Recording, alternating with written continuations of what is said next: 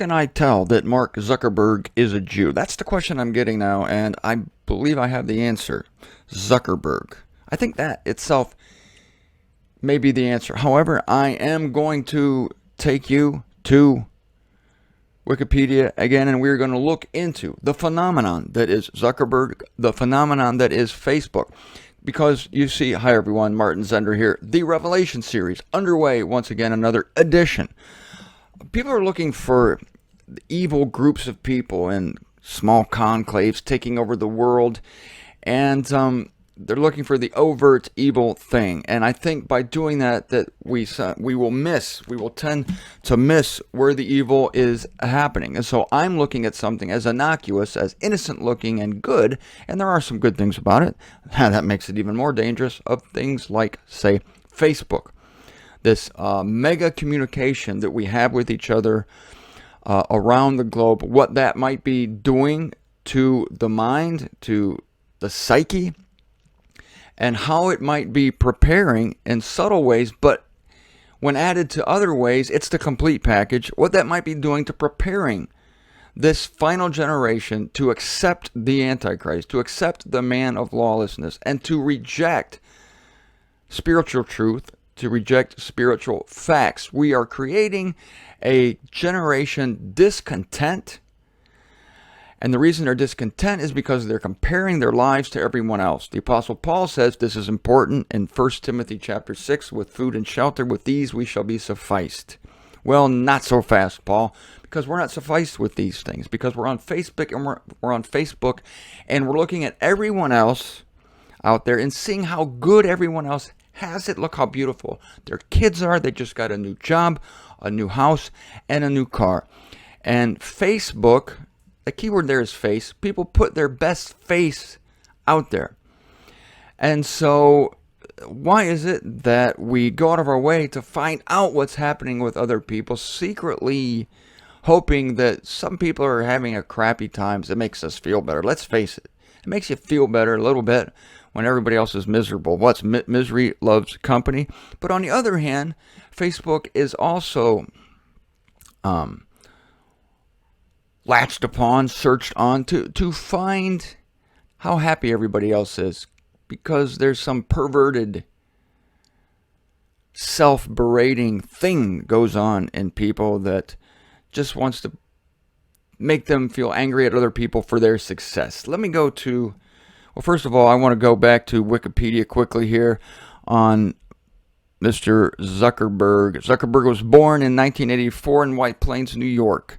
He is the son of dentist Edward Zuckerberg and psychiatrist Karen Kempner. He and his three sisters, Randy, Donna, and Ariel, were brought up in Dobbs Ferry, New York, a small Westchester County village about 21 miles north of Midtown Manhattan. Zuckerberg, here it is, ladies and gentlemen, was raised Jewish and had his bar mitzvah when he turned 13. It's common for a Jew. Afterward, he became an atheist. Although a sworn atheist, he has a firm belief in karma. Karma. I wonder, atheist karma. I wonder where the karma comes from. I can't figure that one out. And has previously stated that Buddhism as a religion is amazing. I'm surprised he said amazing, because a Facebook guy would tend to say awesome, wouldn't he? Awesome. Isn't everything awesome on Facebook? I just had cornflakes for breakfast. That's awesome. Just got a new car. That's awesome. Well, apparently, Buddhism is amazing, according to the creator of Facebook, Mark Zuckerberg. To improve himself, what is Buddhism all about? It's improving yourself, human being. The human is the ultimate creation, and so we stroke our egos, and we try to anyway, self-opinions on Facebook, but many times that gets sabotaged, because don't you know, everybody has it better than you do, which is false, but it's the prevailing thinking. I'm now at psychologytoday.com, an article by Douglas Kenrick, PhD. This article is titled 7 Ways Facebook is Bad for Your Mental Health. The subtitle is How Staying in Touch May Be Driving You Nuts. I love that subtitle. Staying in touch can drive you nuts. It has tended to drive me nuts. That's why I'm not on Facebook, because I don't like to stay in touch. I do. Now listen, don't get me wrong. Big picture. Please stay in touch with me. Just not multiple times a day. That's why I cannot handle Facebook. When I was forced to be on Facebook by certain entities, said you need to be on social media, Martin, to get your message out there. Oh, God, I do. All right.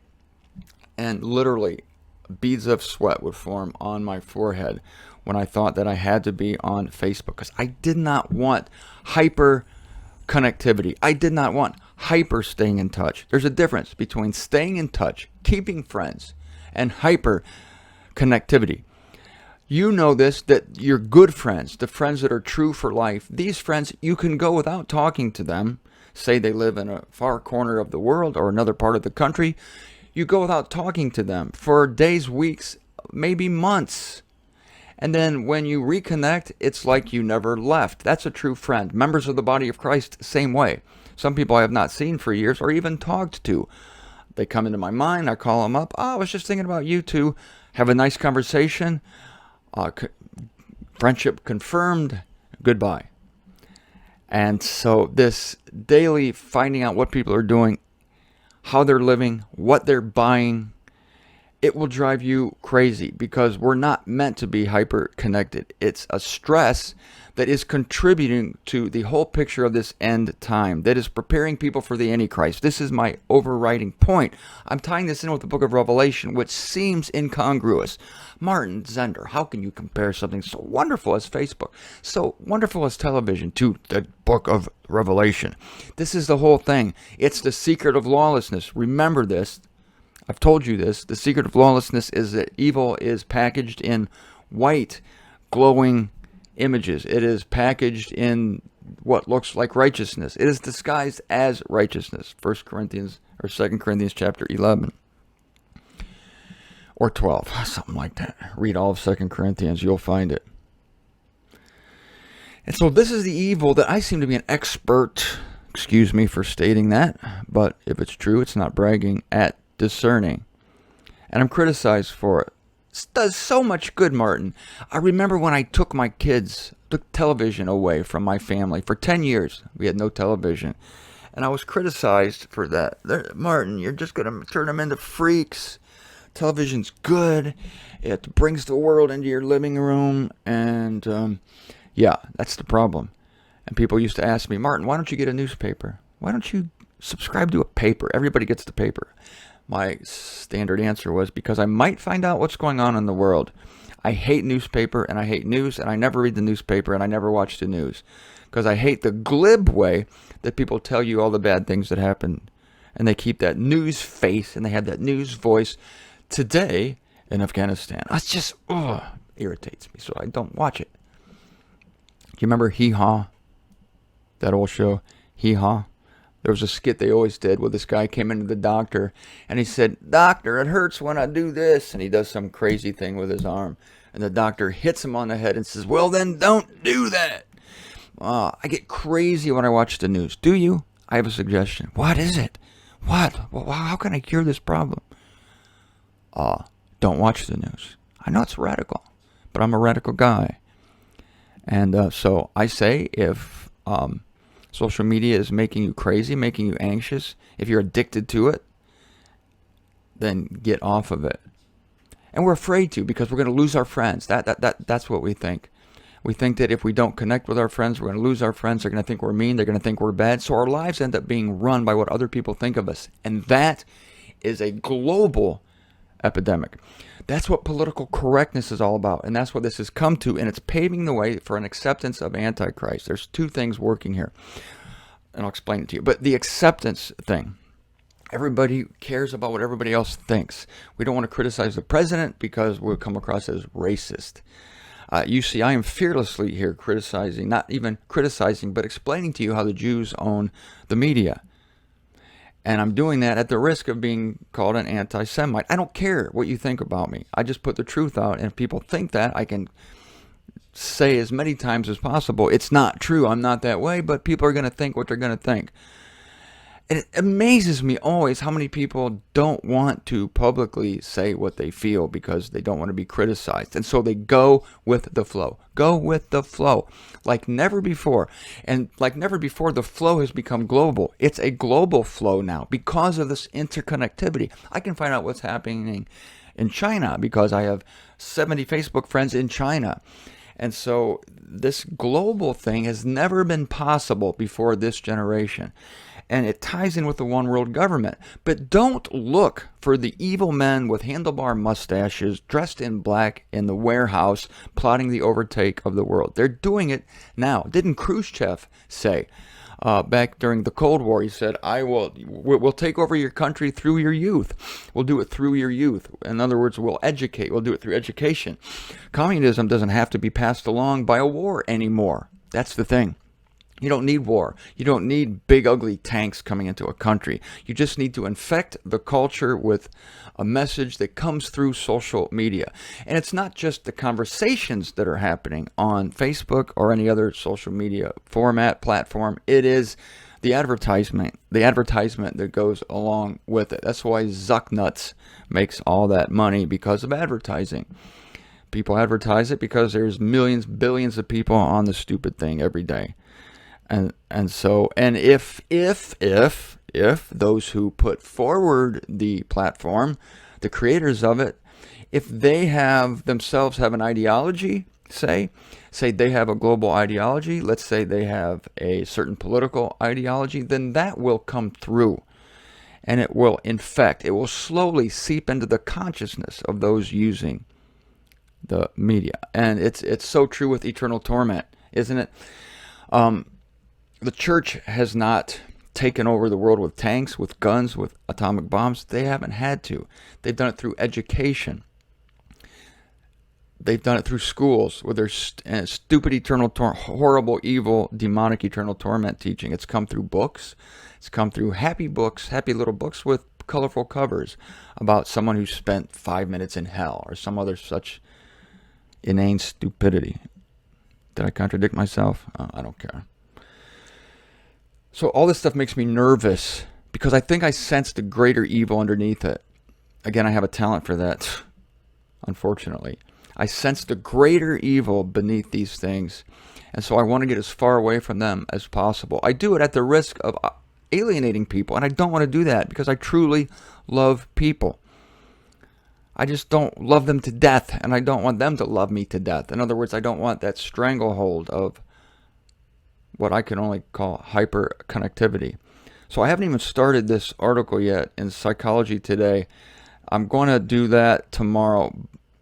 7 ways Facebook is bad for your mental health, how staying in touch may be driving you nuts, from Psychology Today, April 11th, 2014. I'm going to get into that tomorrow.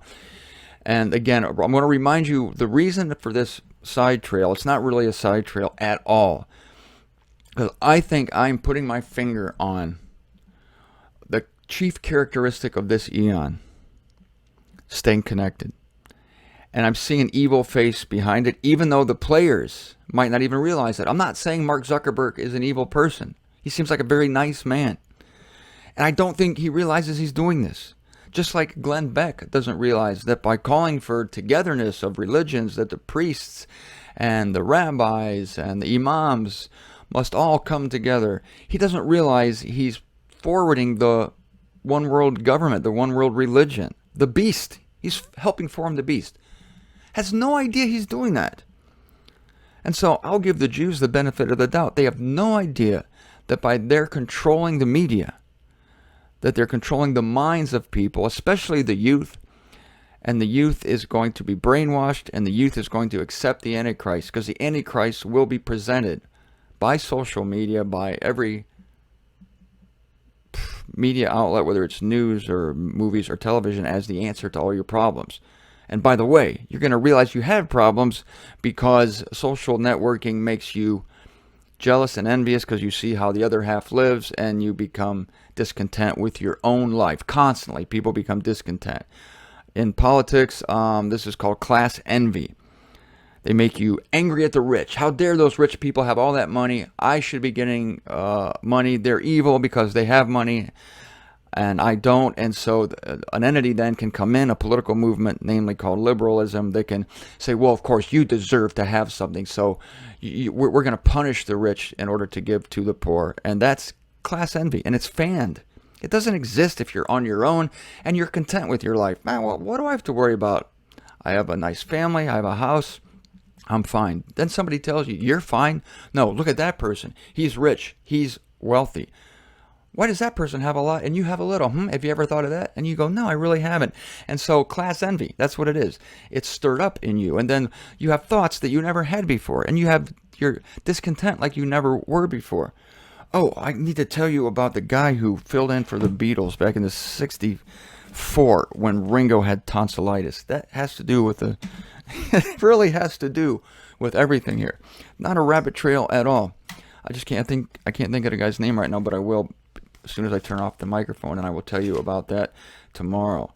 So all these things, again, you're never going to hear this stuff anywhere else. It's all connected, and it all has to do with the cup of Babylon that's making the world drunk, and the world is becoming drunk. And again, it's preparing everyone to receive the unreceivable, that is, the man of lawlessness.